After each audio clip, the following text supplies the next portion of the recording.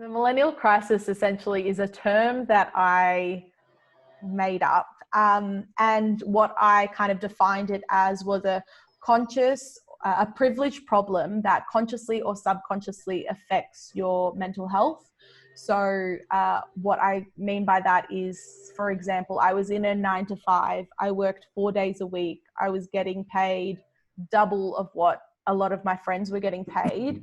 And I was just miserable.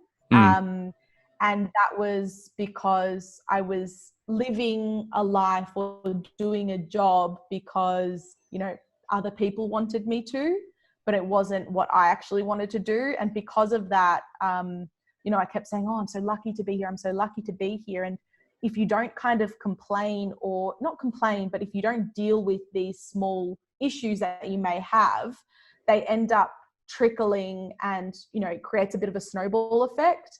And then it really, like, a feeling of apathy, which is not wanting to kind of do much, can easily turn into like depression. And that's what's happening with a lot of millennials these days, is they're living the lives that, their parents want them to live, or society tells them they should live.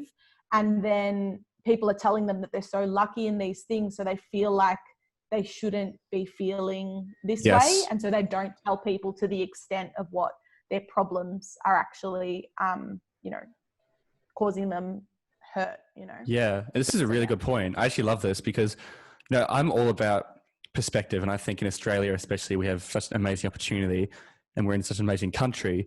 So complaining can also often feel like, I can't complain because I've got it so good compared to the rest of the world or compared to whoever.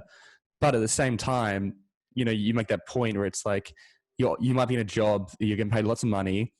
You've secured it. You've been really lucky to get it. And so everyone around you is just like, stop complaining. You've got it so much better than us.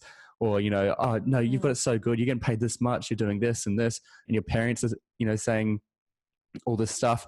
And so you feel guilty for complaining or for feeling that you're not enjoying it. But really, you've just got to listen to yourself and understand, if you're not enjoying it, you're not enjoying it.